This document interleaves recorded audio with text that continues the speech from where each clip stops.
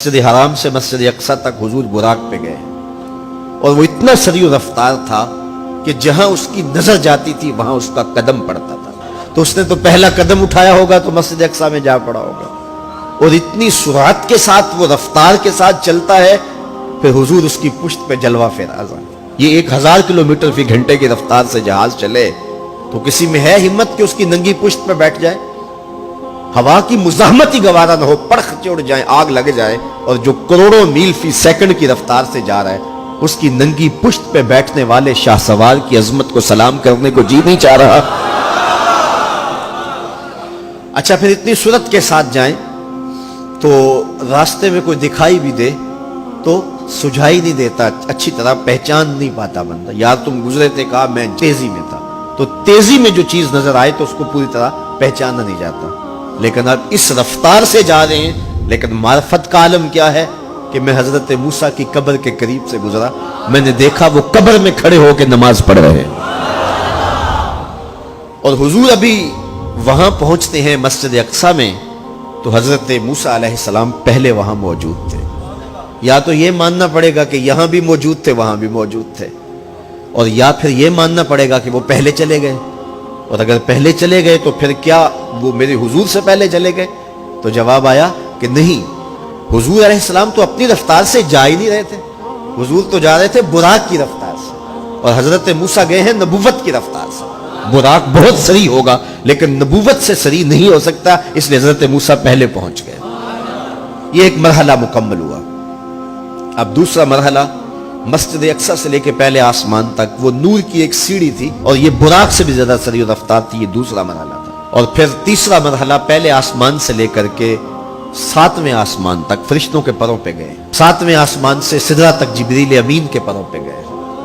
یہ چوتھا مرحلہ تھا، اور ہر مرحلہ پہلے مرحلے سے سریع تھا. اور پھر سدرہ پہ جا کے جبریل نے بھی کہا کہ آگے میں نہیں جا سکتا. لو دنوت خطوۃ لاحترقت، اگر میں آگے بڑھوں تو جل کے راکھ ہوتا ہوں. تو حضور علیہ السلام کے لیے ایک سبز نوری تخت لایا گیا جسے رف رف کہتے تھے. اس پہ حضور تشریف فرما ہوئے. پھر وہ کس صورت سے گیا؟ ان 4 مراحل سے زیادہ سریع رفتار تھا. رف رف کی منتہائی پرواز جب ہوئی تو میں حضرت کی روح سے فیض لے کے کہتا ہوں کہ رف رف کے بھی بس بس ہو گئے. اب یہ 5 مراحل اپنی انتہا کو پہنچے. اب یہ حضور کی ذاتی رفتار نہیں تھی، ذاتی رفتار اب شروع ہونے لگی.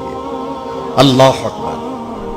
پھر آواز آئی، ادنو منی یا احمد، پیارے رک کیوں گئے ہو، آگے آؤ. اللہ اکبر. اور حضور پھر اعلیٰ حضرت فرماتے ہیں کہ ڈرتے جھجکتے آگے بڑھے. کیوں؟ جلال و حیبت کا سامنا تھا، جمال و رحمت ابھارتے تھے. عبد تھے نا، معبود کے حضور حاضر ہو رہے تھے، تو جلال و حیبت کا سامنا تھا، جمال و رحمت ابھارتے تھے. آواز آئی، محبوب آگے بڑھیے. حضور نے ایک قدم اٹھایا. اب پھر فاصلہ کتنا طے ہوا ایک قدم میں؟ مسجد حرام سے لے کے مسجد اقصی تک براق نے جتنا فاصلہ طے کیا، مسجد اقصی سے لے کر پہلے آسمان تک نور کی سیڑھی نے جتنا فاصلہ طے کیا، اور پہلے آسمان سے 7ویں آسمان تک، اور پھر وہاں سے سدرہ تک جبریل اور فرشتوں نے جو فاصلے طے کیے، پھر اس کے بعد رف رف جہاں تک گیا. ٹوٹل ان 5 مراحل میں جتنے فاصلے طے ہوئے، حضور کے ایک قدم اٹھنے سے اتنے فاصلے طے ہو گئے. اب یہ رفتار تھی میرے حضور کی. پھر ہر قدم میں اتنا فاصلہ طے ہوتا جتنا پیچھے ٹوٹل قدموں سمیت فاصلہ طے ہو چکا ہوتا. اب کوئی حساب کر کے تو دکھائے. اللہ اکبر. اور پھر آواز آتی گئی، بڑھ اے محمد، قریب ہو احمد، قریب آ سرور ممجد. نثار جاؤں وہ کیا ندا تھی، وہ کیا سما تھا، وہ کیا مزے تھے. 70,000 مرتبہ آواز آئی، اور حضور کے قدم اٹھتے گئے. پھر کہاں تک پہنچے؟ کوئی حد ہے ان کے عروج کی، بالا غل اولابے. اور اس کو میرے رب نے سفر نہیں کہا یہ ابھی میرے نبی کی سیر ہے. کیا سمجھو گے میرے رسول کو؟ اس کی سیر اتنی سریع ہے کہ تمہاری عقلیں تھک گئی ہیں، اور اگر وہ سفر کرنے پہ آئے تو پھر عالم کیا ہوگا.